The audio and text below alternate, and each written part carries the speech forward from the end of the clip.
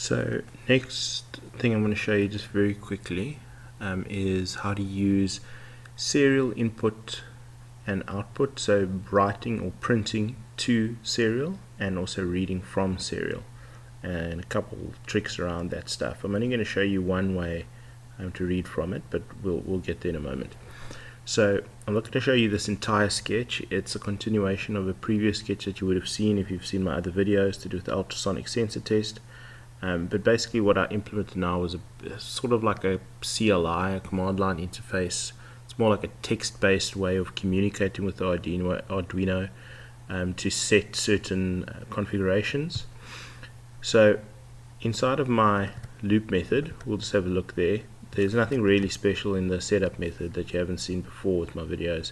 So just the usual serial.begin. Here's also an example of printing out to serial. So this would print out to the serial monitor, which you'll see in a moment. So when my application starts up, it prints out it's alive. Now, one important thing is this F over here.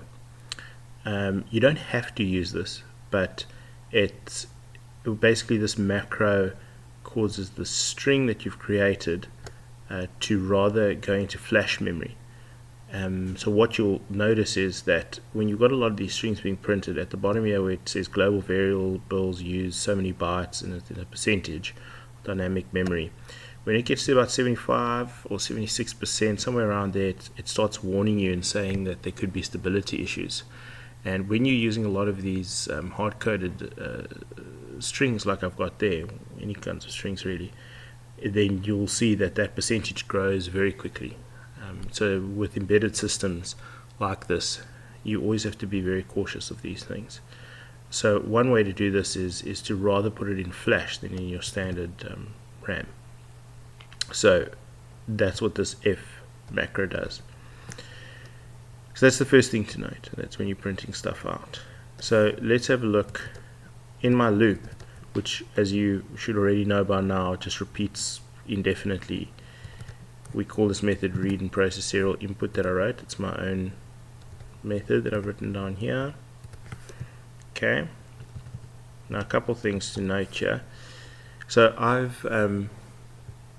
read the value stored in a string called input command. Now there are a couple of different methods you could use for reading things. You could read, I think there's a read method that reads like 1 byte at a time, and I'm using read string, which basically reads the entire string that's been entered in. And a couple of things to note. So in this input command, I've written an internal method that's called matches command, where I basically just check if the string from input command matches this constant that I've got. One thing to note there though is if you are matching strings like that, this input command string, when it's entered, and then you'll see you enter it and then you press enter. You type it in and then you press enter to actually send it through the serial monitor. Then it includes a carriage return at the end. It includes a new line.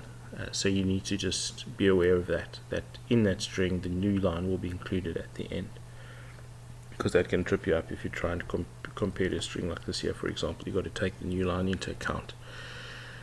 And the other thing to note is this if statement over here. If not serial available, then return. So what I'm doing there is I am checking if there is some input available from the serial input, and if not, I don't call the read string method at all. And this is a performance optimization.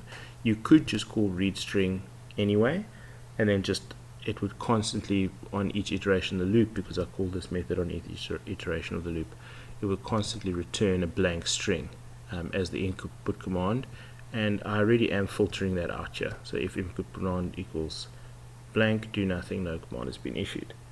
But it's even better to rather not process it at all. You'll see there's a massive performance gain. So just upload the sketch. My Arduino is plugged in. I'm not going to show it to you in a split screen because it's nothing you haven't seen before in my other videos. It's just the ultrasonic sensor again. Okay, so if you go to tools and serial monitor, okay, so now you see it says it's alive. That's my first thing I printed. Then I can type in this box at the top here. So like one of the commands that I've recognized is help. When I type help, this is the response from my Arduino. Okay, now you see it's printed out this distance, 263 centimeters, and it didn't take that long to print that out. Basically, my ultrasonic sensor example, it's got a sample size of 60, where it takes 60 ultrasonic sensor readings, and then takes the median and prints that out as the distance. In this case, it's shooting up to my roof. The sound waves going up to my roof and back. And that's the distance to my roof, basically, from where the sensor is, 263 centimeters. So you can see, if we sort of count what's about 10 or 13 seconds or somewhere around there, it doesn't take very long before it prints out the next distance. So every time it's printing out the distance, it's taking a sample of 60, and I can actually say show sample size and see where it is at any point in time. Sorry, that didn't look like, sorry, show sample index. I'm not reading my own help docs. So show sample index 32. Okay, so it's on 32 out of 60. So let's type that again. Okay, I'm going to wait for it to print out another distance, and then I'm going to send through this command and count. I'm going to count to 10 and then send through this command and see how far it gets in about 10 seconds. Okay, so it's just printed it out. 1, 2, 3, 4, 5, 6, 7, 8, 9, 10. So let's see how many samples it took. So it took 51 in about 10 seconds, roughly. Okay, so let's remember that. There was like roughly 51 taken in about 10 seconds. And that's when we have included this if statement, this optimization, to sort of short circuit things if nothing's available in serial. Now let's remove that. Okay, re-upload this, and now have a look. Okay, so 1, 2, 3, 4, 5, 6, 7, 8, 9, 10. So only on 12. Okay, let's do another 10. 1, 2, 3, 4, 5, 6, 7, 8, 9, 10. Okay, that was even more than 10 seconds because I took all the time. Now it's at 28.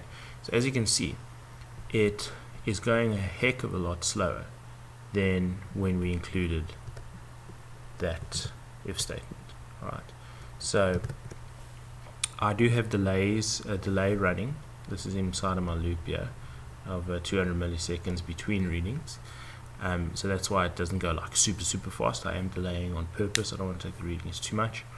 But basically, even with that delay, I mean, it's the same delay regardless of whether we had this if statement. As you saw, that was the only thing I removed or put in. And so it makes a big difference.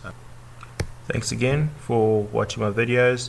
As always, I hope you learned something and I hope it was useful. And if you want to see more videos like this, then please subscribe to my channel.